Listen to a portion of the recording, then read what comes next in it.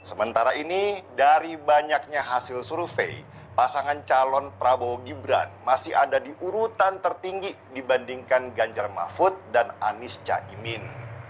Dan orang sudah banyak mengira bahwa tingginya hasil survei sekarang ini karena pengaruh besar dari Presiden Jokowi, di mana anaknya sendiri ikut kompetisi sebagai wakilnya Prabowo. Tapi percaya nggak, meskipun surveinya Prabowo Gibran itu tinggi, tapi yang paling tegang dari semua pasangan calon itu justru bapaknya Gibran atau Presiden Jokowi sendiri. Nggak percaya? Perhatikan aja. Sesudah debat ketiga di mana Prabowo habis dihajar oleh pasangan calon lain di dalam debat, mendadak Jokowi jadi sering tampil di media mencoba mengklarifikasi banyak hal terhadap debat yang sudah terjadi.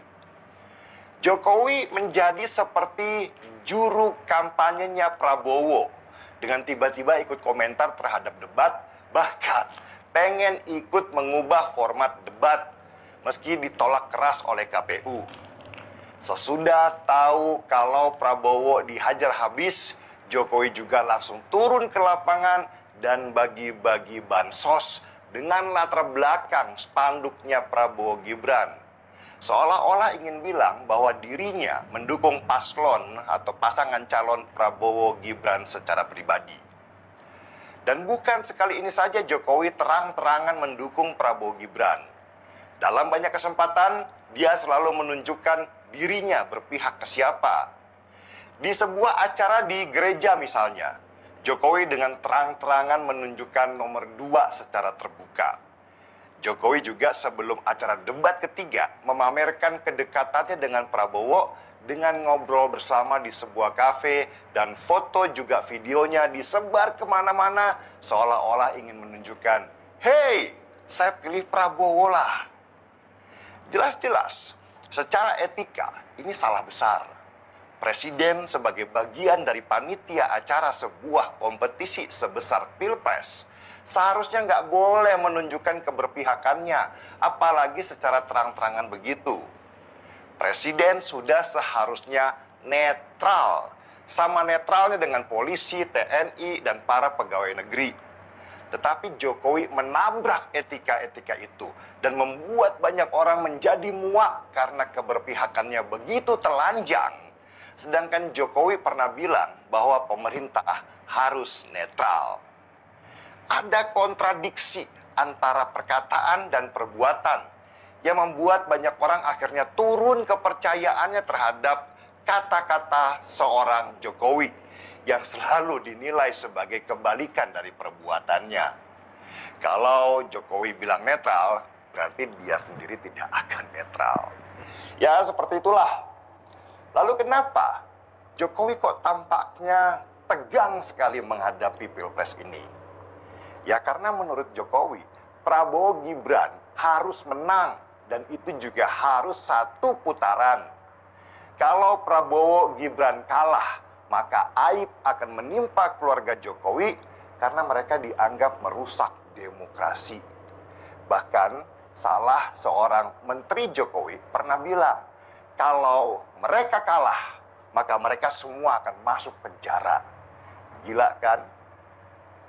Meski surveinya Prabowo Gibran itu paling tinggi, tapi banyak survei bicara bahwa Pilpres kali ini gak akan mungkin satu putaran. Suara Prabowo juga nggak naik-naik, cenderung stagnan di angka 40%-an, bahkan cenderung turun.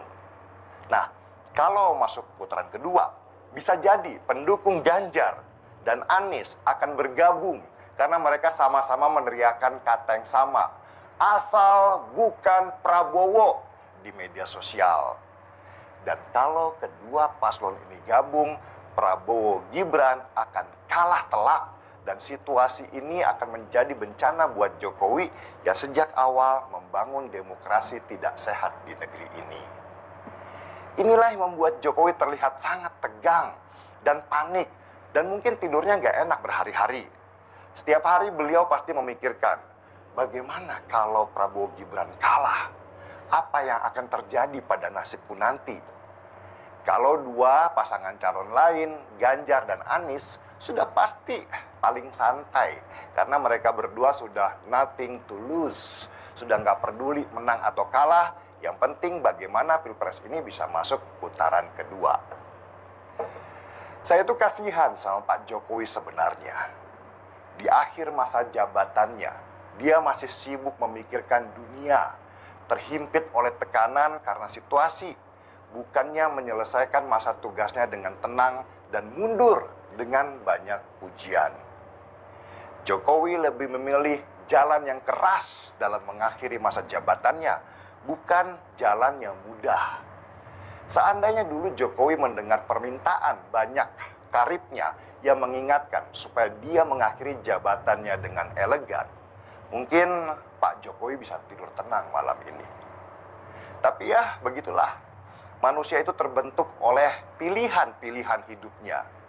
Mungkin ini pilihan hidup seorang Jokowi dengan segala resikonya. Kita hormati apa yang beliau pilih sambil terus mengingatkan.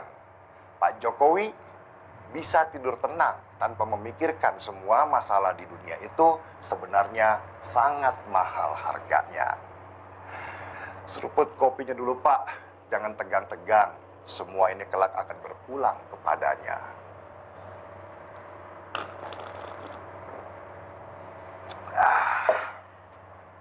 Gaspol.